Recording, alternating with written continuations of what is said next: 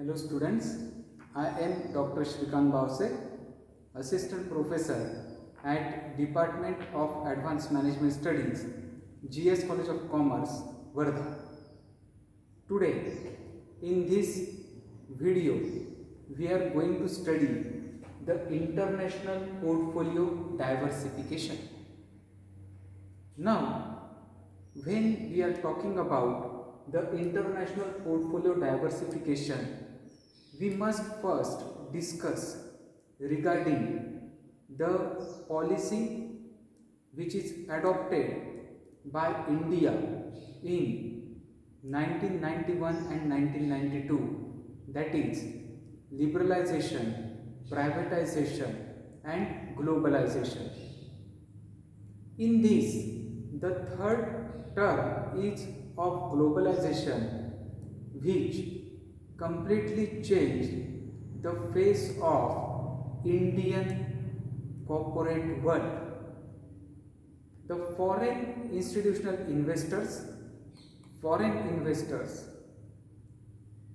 started seeing India as a big market with great potential. In this video, we will study how the international portfolio diversification leads to great advantages and some disadvantages. We will first see with respect to the companies how the international portfolio diversification is carried out by the companies. It is used for tapping new market. Let's take an example of Bajaj Auto. Earlier, Bajaj Auto was known only for manufacturing auto three-wheelers and Bajaj scooter. But as soon as the globalization concept enters in Indian markets, Bajaj made a joint venture with Kawasaki. Together they were termed as Kawasaki Bajaj and explored new technology and new markets. Today, the Bajaj is selling its Pulsar, Discover not only in India but also in all the Asian countries like Sri Lanka, Bangladesh, etc. Earlier, we have seen that there was a joint venture between Hero and Honda. Hero is basically from India, whereas Honda is basically from Japan. So, the Honda of Japan seen great potential in Indian market and made a joint venture with Hero for leveraging its technology. There was a joint venture between Hero Honda which was a great hit. Today they got separated, but Hero MotoCorp and Honda both are enjoying big Indian market. So this is called tapping new market. The company Nestle is from Switzerland but selling its product mostly in India. So that company have tapped the new market. Besides only selling in Switzerland, it is selling in India also. Honda, besides selling its product only in Japan, they are selling all across the world. India is one of them. Bajaj, besides selling its autos, two-wheelers, Pulsar, Discover, Platina only in India, but they are selling all across the Asia. So this is the tapping new market. It leads to using new technology. The developed countries are always ahead in technology. The developed countries like US, France, Japan, Germany used to give their technology to their partners in the joint venture. These partners used to manufacture according to that new technology and design and sell the respective products widely in the respective nations. Let's take an example of Microsoft. Microsoft have launched the new technology. Today in India, each and every computer is having the software of Microsoft. So Microsoft is using that technology, selling that technology in India, and Indian public and corporates are adopting that technology. When we are talking about the new technology, Facebook, Twitter, Instagram, these are the technological apps which are adopted by the US, invented by US and adopted by India. Not only India but whole world is using all these apps. So Facebook, Twitter, Instagram, WhatsApp, YouTube are using the technology and tapping the new market. What it leads to, it reduces the dependency on single market. Today, Facebook is not only depending on US, Facebook is having n number of nations from where they are generating revenues, where they are having the great market, great client base. Microsoft is not only restricted to US and India. The software products of Microsoft are used all across the globe. If there is a crisis in any one nation, that will be compensated by the market and demand of other nation, taking advantage of positives of foreign market. Today in Japan, the population of aged people is extremely high. It leads to slowing the demand for a number of products. But Japan is selling its products in India widely, because in India the population of youth is extremely high. It is a developing nation, so the demand is also very high. So it is taking advantage of youth in India, reducing cost. When one country operates all across the globe, it is having n number of manufacturing units, n number of bases, and it leads to reducing the cost. They can procure raw material from a country where the prices are extremely low. They can manufacture and process the quality products where the cost is extremely low. So it leads to overall reduction in cost. Leveraging multiple assets. The biggest asset any company has is its human resource. Today, Indian public is working for foreign multinational companies and global companies, and foreign public is working for Indian companies. So, this is also an example of leveraging multiple assets.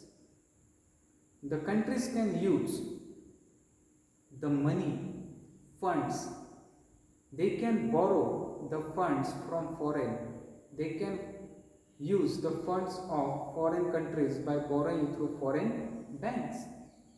Next one, we will talk about the international portfolio diversification with respect to investors and institutions.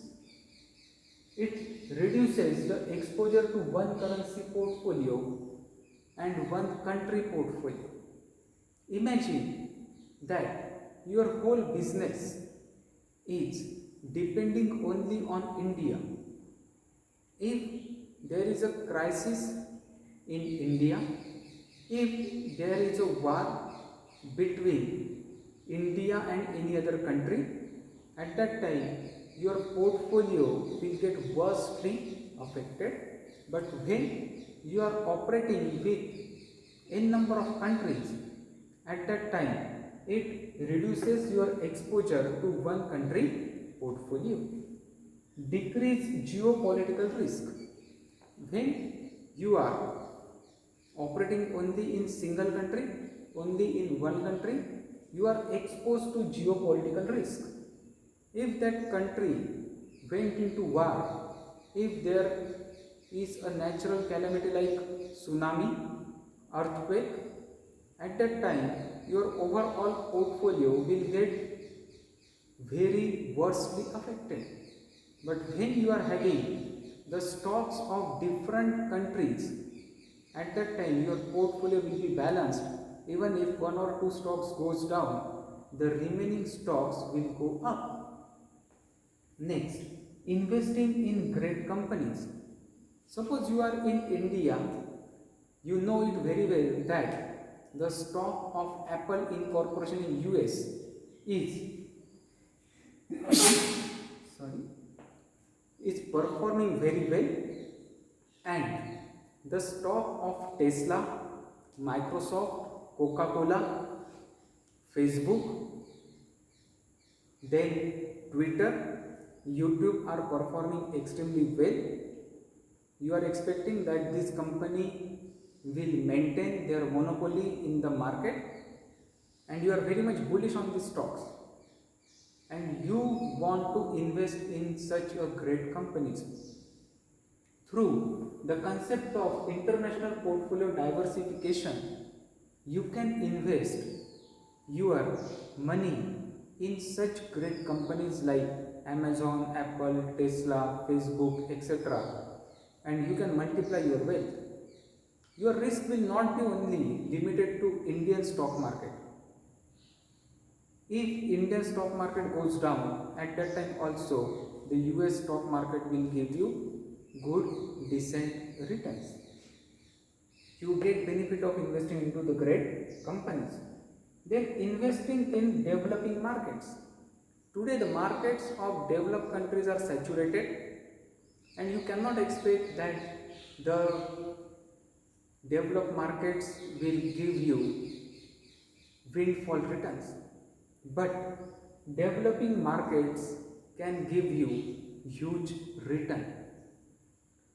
That's why the public of US, the public of Europe, the public of different nations is investing into the developing countries like India, China, Indonesia, and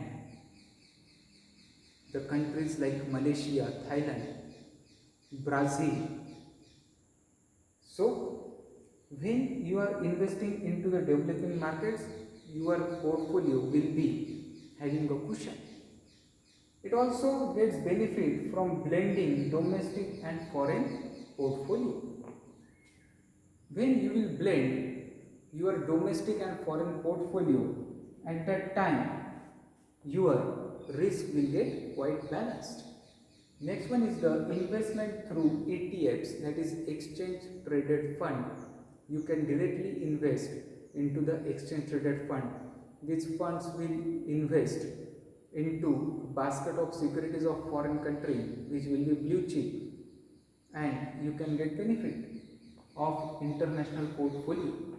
Next one is investing in foreign mutual funds. There are some mutual fund companies which offers the investment into foreign mutual funds which invest dominantly in foreign companies' stocks. So you can also invest in these foreign mutual funds. Then diversify currency exposure. Imagine that if any country goes bankrupt, at that time there will be a great free fall, devaluation of that respective country's currency. So through investing in different countries, you can diversify your currency exposure. Then market cycle timings.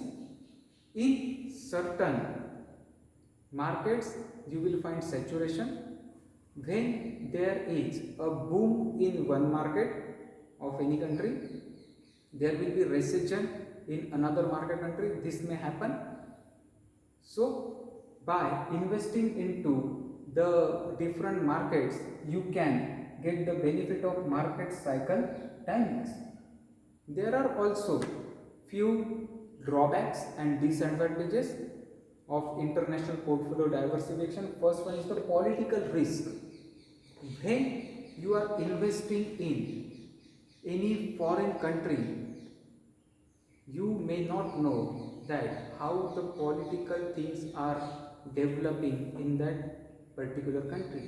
If there is a political crisis or instability, at that time your portfolio may feel the heat. Economic risk, there are certain developed as well as developing countries which are prone to the economic risk. Suddenly you may come to know that there is an economic crisis in any country which may affect your portfolio badly. And high increased transaction cost. When you are investing only in single country, domestic country, at that time the transaction cost will be less. But when you are investing into different countries, at that time your transaction cost will be pretty high. So this is the international portfolio diversification, which gives you more benefits and some limitations. Through international portfolio diversification, you can multiply your wealth. Thank you.